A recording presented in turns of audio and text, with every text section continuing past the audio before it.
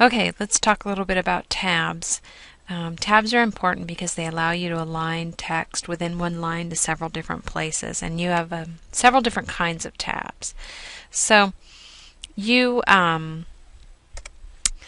you might have something, um, a text, right, and maybe you have a tab in front. The default is going to be 0.5, and you see that actually indented there. These are your indents. If you look at that, it's a first line indent. This is a left indent, and this is your right indent over here. And that sort of defaulted to that, which is not really what I wanted it to do. I wanted it to do a tab, which like that, but sometimes it doesn't work like that. So we'll see if we can copy and work around here. Yes, there we go. So that's a workaround there. I've got a tab, my name, another tab, and then let's say CISA 101, another tab, and let's say I had a price in here. Below it I had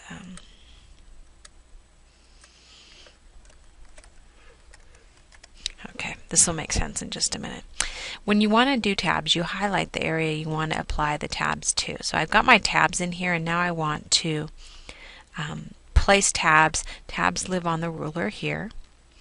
The ruler can be added or detracted right there. This is where your tabs are. So it starts with a left tab that's already set. So anywhere I click on the ruler, it's going to put a left tab. And now this first, the C of Carol, is lined up against that first left tab. And so you could set it at 1 inch if that's what you wanted. If you click the tab again, it's going to set to a center tab. And the center tab just means it's going to center the next tab. So we'll put this at 2.5, and that should center the word billing. And there it is, it's centered on that. Next, you can have a right tab. So you could have your text feeding in from the right side. So maybe it would look like that. So here the CISA 101 part is lined up against that tab. If you took something away like this and changed it to, it's still how it lines up against that that right tab. And then the last one I want to show you is this. Looks like a center, but it's got a little dot on it. It's a decimal tab. And so anything with a decimal tab is going to line up with the decimals on that tab. I didn't have them both highlighted. Okay, see how they go gray? That means there's two different lines and different tabs associated. But I'm going to grab that one's already set, and I'm just going to click where it already is.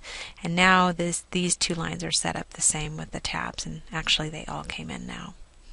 So if I wanted to add something here, I could go in, and they're going to look like that.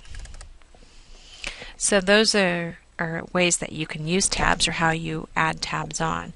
If you wanted to get rid of all the tabs, you can highlight them, and then I find it's easiest to go here to the paragraph dialog box, down to tabs.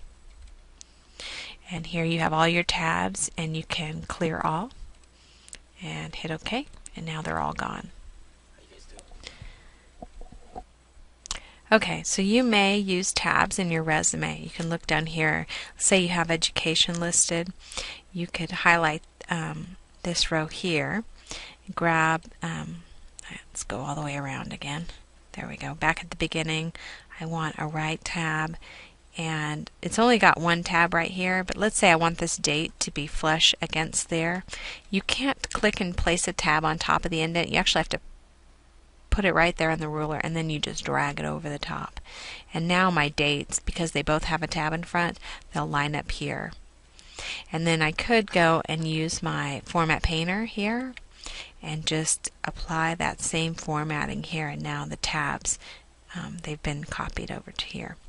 If I click on this line between the two, though, you see the tab is gone. The tab only exists on these lines, otherwise it's gone.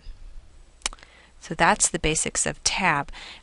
There also, I could take and highlight these, go back to my tab menu, and put a leader on. So here I would say at this 6.5 I want a dot leader in front, in front, and now that gives me the dots there. And once I've done it here, I can go back and grab my Format Painter and just paint it right across the top of that too, and now you've got the leaders there as well.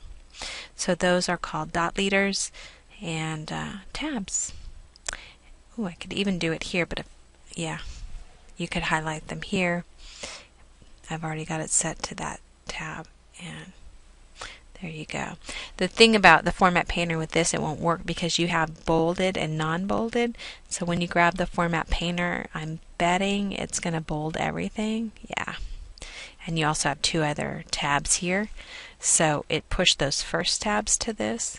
You have to go back here and add a first tab about right there. And then take your bolding off also. And then you'd have to add your bolding back. So a little bit of a workaround, but there you go. Some fun with tabs. Tabs are awesome. They make your text line up really nicely.